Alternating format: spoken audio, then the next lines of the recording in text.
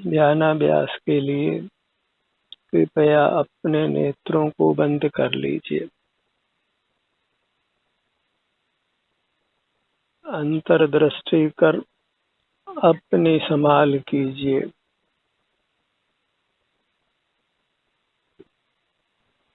आपका सुख बाहर नहीं है, इस मूर्त शरीर में ही आपकी अमूर्त काया है, आपका सुख है। अंतर्दृष्टि कर अपनी अमूर्त काया की संभाल करिए, अपने सुख की संभाल करिए। बहिर्मुख रहकर अपने सुख को खोना नहीं है। अंतर में ही शांति है, वीतरागता है, उत्तम सुख है।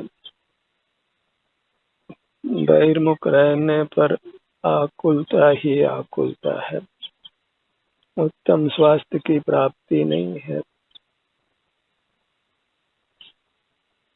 अपने ध्यान को अपने सिर से अपनी पगतलियों तक ही रखिए।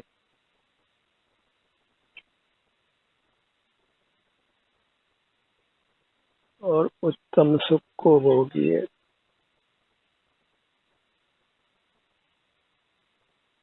पर पदार्थों में हमारा किंचित भी सुख नहीं है।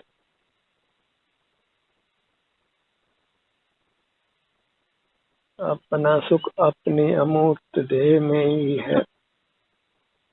उससे युक्त रहकर ही हम उत्तम सुख को पा सकते हैं, परमात्मा हो सकते हैं, जन्म मरण संबंधी सारे दुखों से मुक्त हो सकते हैं। पर की संभाल में हम अपनी संभाल करना भूल जाते हैं और प्रधानता तो हम मूर्त पदार्थों की संभाल करते हैं जिनमें किंचित भी सुख नहीं है।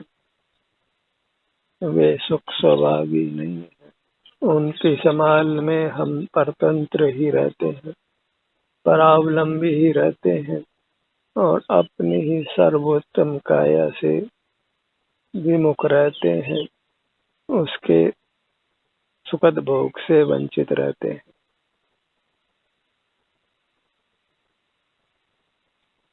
हमें खबर ही नहीं है कि हमारी अपनी अमूर्त काया है, जो मूर्त काया में मिली हुई इसी के बराबर है और वह परमात्मा स्वरूप है। अंतरंग में अपनी मूर्त अपने लिए परमात्मा की मूर्त है, वही आनंद दाता है। सुख के लिए किसी और से प्रार्थना नहीं करना है और से सुख की वांछा नहीं करना है। अपने से ही युक्त रहकर परमानंद को भोगना है।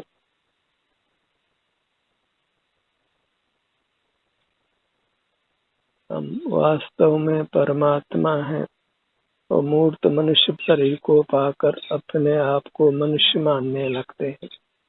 परमात्मा को अपने अमूर्त शरीर में स्वतः सुख का अनुभव होता है, क्योंकि उन्होंने अपने को बाहर की दुनिया से छुड़ा लिया है।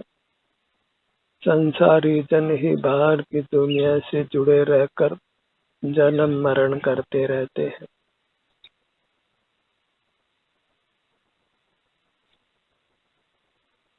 अपने शरीर का एहसास करते हुए रहिए और अपने सुख में वृद्धि करते रहिए। सुख की ही कमाई करना है। लक्ष्मी तो जड़ है, उसकी कमाई करने से किसी उत्तम सुख की प्राप्ति नहीं होती। आकुलता सहित कदाचित विषय सुख होता है, वह भी वास्तव में कदाचित दुख निवृत्ति के रूप में ही होता है। सुख की प्राप्ति उससे कभी नहीं होती।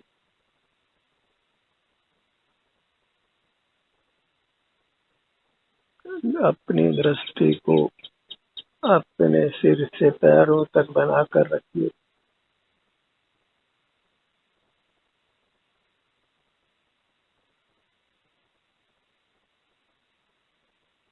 अपने सुख का आस्वादन कीजिए, जो अत्यंत स्वाधीन है, अतीन्द्रिय है, निर्दोष है, निर्मल है, रागादि दोषों से रहित है।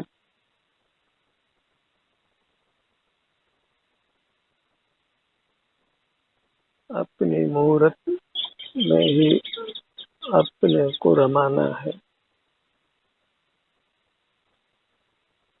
जो अपने में रमण करता है वही राम है, परमात्मा है।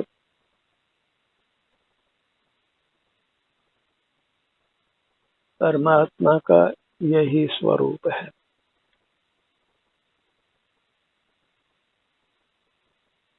हम स्वयं ही आनंद स्वरूप हैं। आनंदम ब्रह्मण रूपम निज देहे व्यवस्थितम ध्यान ही न पश्यन्ति जात्यंधा एव भास्करम।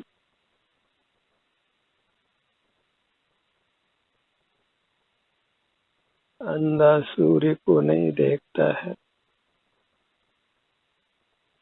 इसी प्रकार बहिर्मुख जीव अपने सुख को नहीं भोगते हैं, अपने सुख से रहित रहते हैं।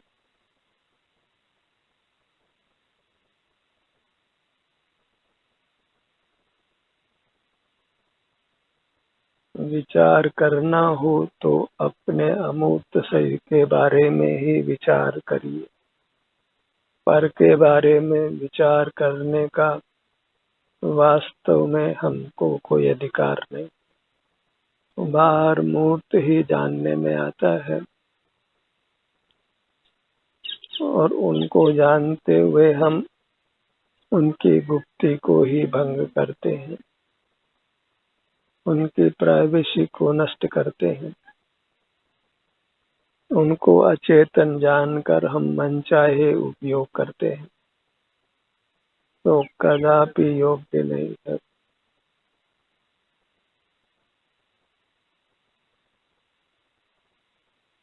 अपने से युक्त रहकर ही अति उत्तम अतीन्द्रिय सुख को भोगिए।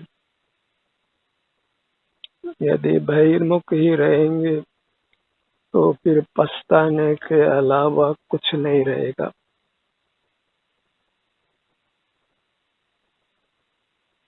ऐसा कुछ भी कार्य नहीं करना है जिसके लिए फिर हमको पश्चाताप करना पड़े। प्रतिपल अपने को अंतर्मुख रहने का ही प्रयत्न करिए।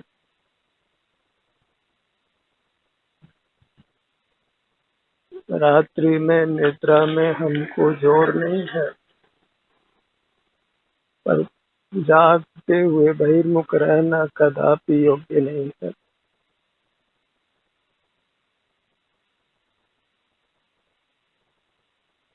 अपना ही अनुभव करते हुए रहिए। कोई पर परिचय सुखद नहीं है।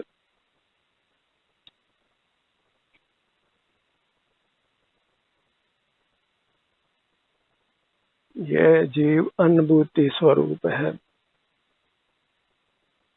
और बाल गोपाल सबको सदा स्वमेव स्वयं का अनुभव होता है, तथापि बहिर्मुख रहकर वे अपना अनुभव नहीं करते हैं। आनंद स्वभावी होकर भी आनंद से वंचित रहते हैं।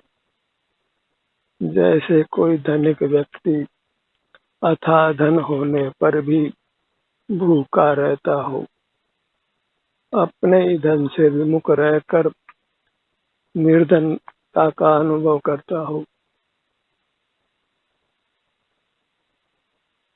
हमें वह भूल नहीं करना है।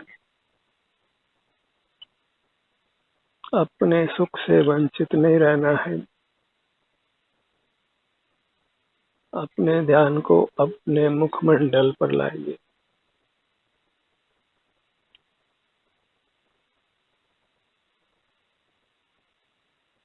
आत्म रूप अनुपम अद्भुत, याई लखे भव सिंधु तरो। अपना रूप अनुभव करके ही भवसागर को पार करना है।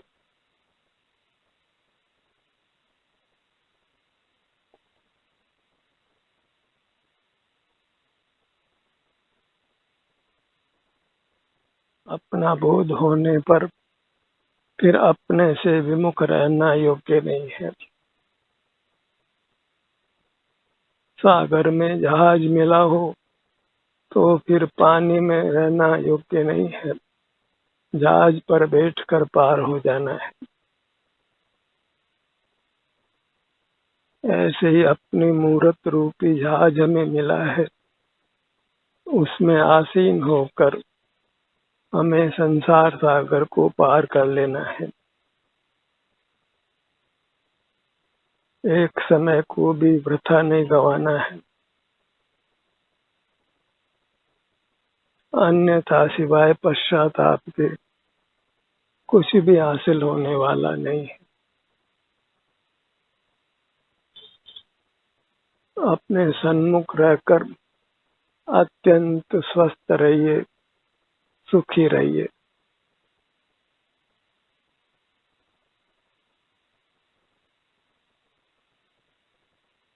अस्वस्थ नहीं रहना है।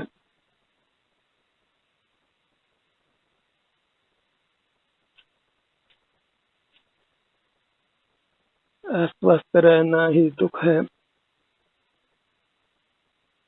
इसलिए अपने में स्थित रहकर स्वस्थ रहिए।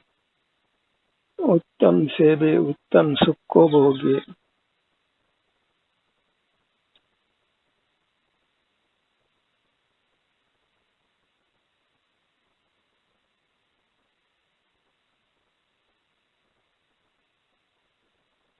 अपने ध्यान को अपने सिर के भाग पर लाइए।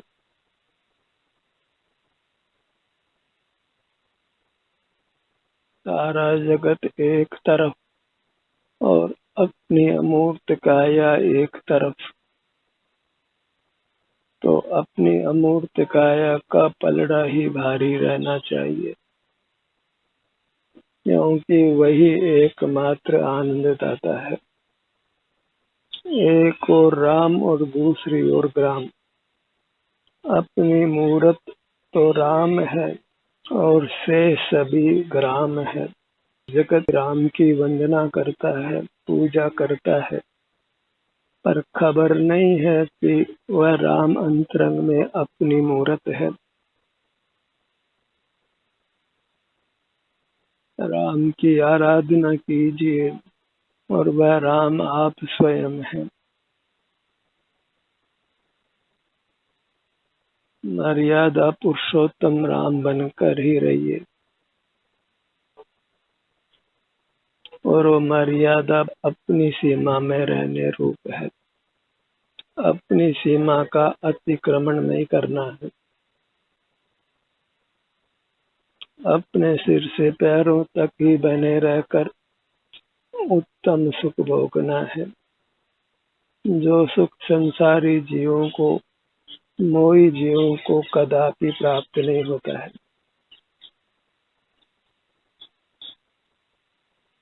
अपना चिंतन ही वास्तव में धन है।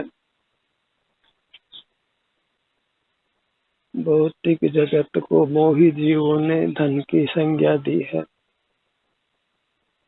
पर वास्तविक धन तो अपनी चिन्ह मूर्त है, वही आनंद दाता है, और वह अपना ही स्वरूप है। हम स्वयं ही है। जीव स्वयं ही अचिंत सुख का धारक देव है।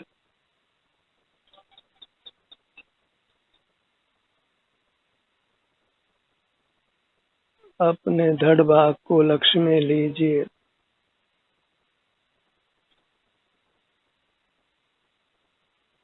और अपने हर भाग में हमको सर्वांग में सुख की ही अनुभूति होती है। मूर्त काया भले ही चित्र विचित्र रूप हो, वर्णाधिक रूप हो, पर अपनी अमूर्त काया वर्ण रहित है, केवल आनंद के अनुभव रूप है।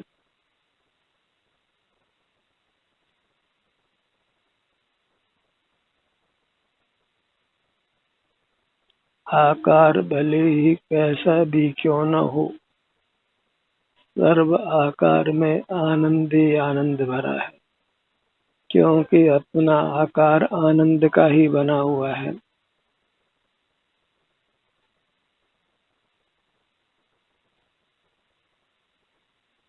अपने ध्यान को अपनी दाहिनी भुजा पर लाइए।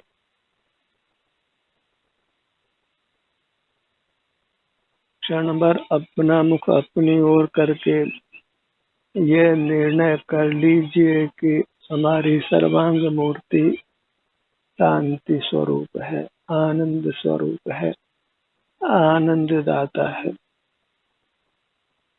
क्षण भर निज रस को पी चेतन मिथ्या मल को धो देता है। कासायिक भाव विनष्ट किए निज आनंद अमृत पीता है। अपने मूर्त के सन्मुख होने से ही हमें आनंद रूपी अमृत का रसपान होता है, और उस अमृत का रसपान करके हम अमर हो जाते हैं, निर्वाण को पा लेते हैं, जन्म मरण से मुक्त हो जाते हैं।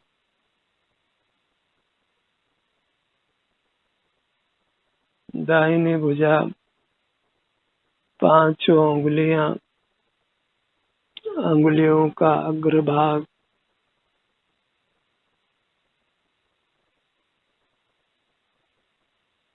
हथेली, करपृष्ठ, कलाई, कलाई से कोहनी तक आगे की भुजा, कोहनी का भाग, कोहनी से कंधे तक ऊपर की भुजा। अपने सन्मुख होकर हम अत्यंत शांति का अनुभव करते हैं, और बहिर्मुख रहकर धन के अर्जन रक्षण भोग में ही निरंतर आकुल व्याकुल रहते हैं। बहिर्मुखता निंद्य है, वही अपराध रूप है। लोक में बहिर्मुखता अपराध के रूप में प्रसिद्ध नहीं है, इसीलिए जीव स्वच्छंद रहकर बहिर्मुख रहते हैं, मोक्ष मार्ग को नहीं प्राप्त कर पाते। पर प्रकाशकता को ही ज्ञान स्वभाव मानकर वे स्वच्छंद रूप से बहिर्मुख रहते हैं, जबकि पर प्रकाशकता जीव का चिद विकार है, इंद्रियों के अधीन होने से पराधीन है, और आगादि का जनक होने से दुख का हेतु है। अपने ध्यान को अपने दाहिने कंधे से बाएं कंधे तक लाइए।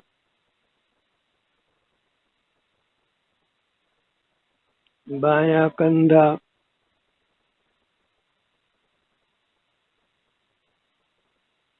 बाएं कंधे से नीचे कोहनी तक ऊपर की भुजा,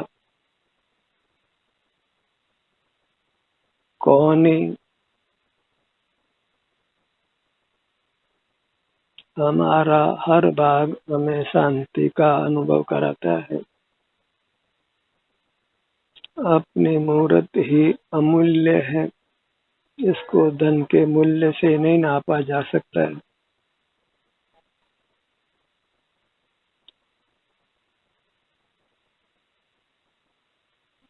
निचली भुजा कोहनी से कलाई तक,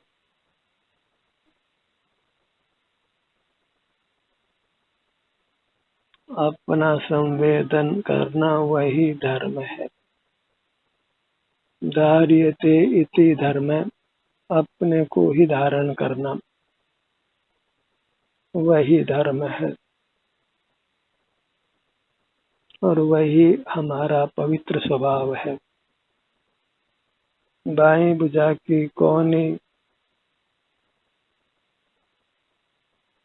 कलाई, बाईं हथेली, पांचों अंगुलियां, छोटी अंगुली, अनामिका, मध्यमा, तर्जनी, अंगूठा। आपको भी अपने को निर्देश देना है, तभी आप मन को रोक सकते हैं। बाह्य जगत से जुड़ने से अपने को रोक सकते हैं। अपने नाम का स्मरण करके अपने सन्मुख रहिए। अपने अमूर्त अंगों के नाम का स्मरण करके अपने सन्मुख रहिए। बाईं हथेली, हथेली का पिछला भाग,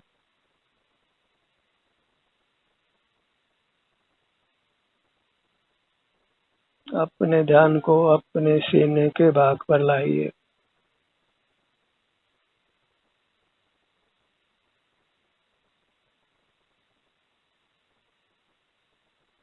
एक बार हमारा मन अपने पर ही मुग्ध हो जाए तो फिर संसार का अंत आने में देर नहीं लगती है।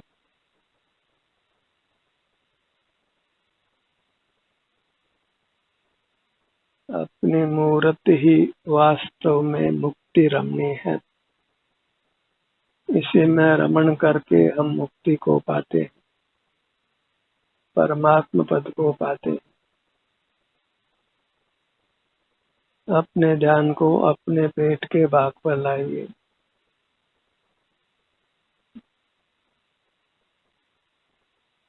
मूर्त पेट कुछ और है और अमूर्त पेट कुछ और है। दोनों का स्वभाव भिन्न भिन्न है। मूर्त अंगों का विकल्प नहीं करना है, उनका चिंतन भी नहीं करना है। अपने अमूर्त अंगों के सन्मुख रहकर सुख को ही भोगना है, अतीन्द्रिय सुख को। पेट के मध्य में नाभि का भाग,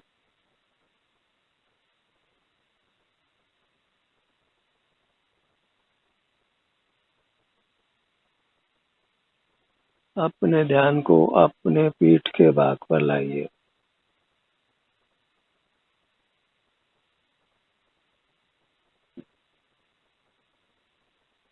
अपने अमूर्त काया की रुचि जिसको हो गई वह परमात्मा हो गया, एक भी अपवाद नहीं है।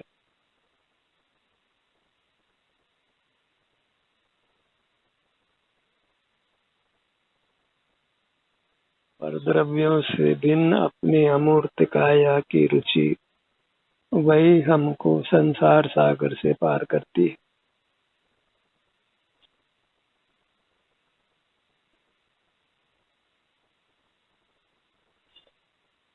अपने ध्यान को अपने दाहिने पैर पर लाइए।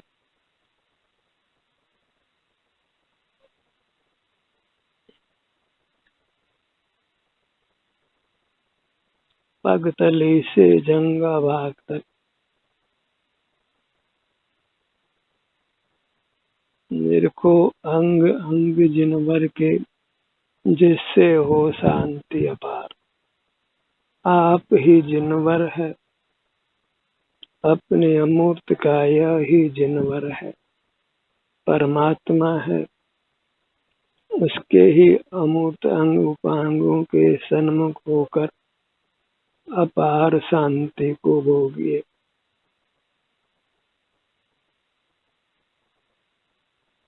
अपने चरण कमल का एहसास कीजिए।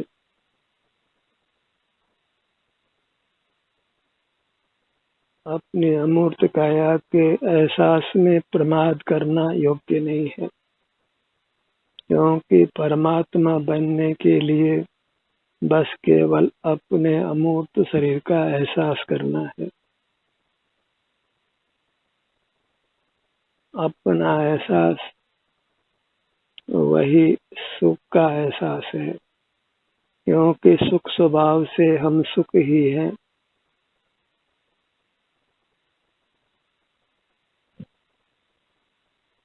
दाहिने पैर की 5 उंगलियां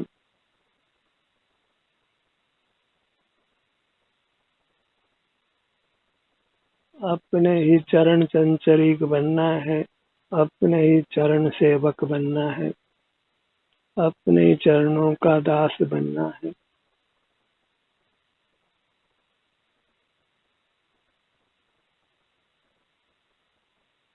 दाहिने पैर की एड़ी, टखना, एड़ी से ऊपर घुटने तक, निचला पैर, घुटना, ऊपर जंघा भाग।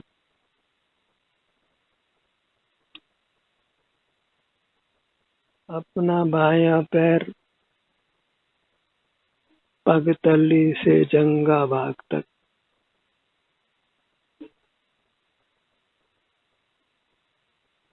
अपनी उपासना वह सच्ची उपासना है। आत्मा की आराधना ही आराधना का सार है, और अपना मूर्त शरीर ही अपना आत्मा है।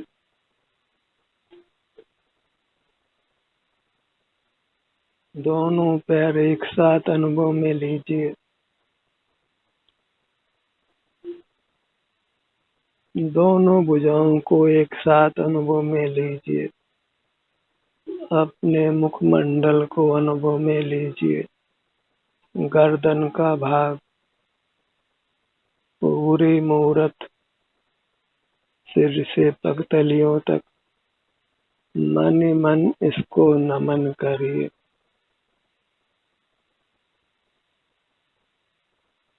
मेरा मुझको नमन है। बारंबार अपने को ही नमन करिए। अपने स्वाभिमान की रक्षा करिए। अपना ही उत्तम सुख भोगिए। ध्यान का ये सत्र यहीं समाप्त होता है। आपकी सहभागिता के लिए धन्यवाद।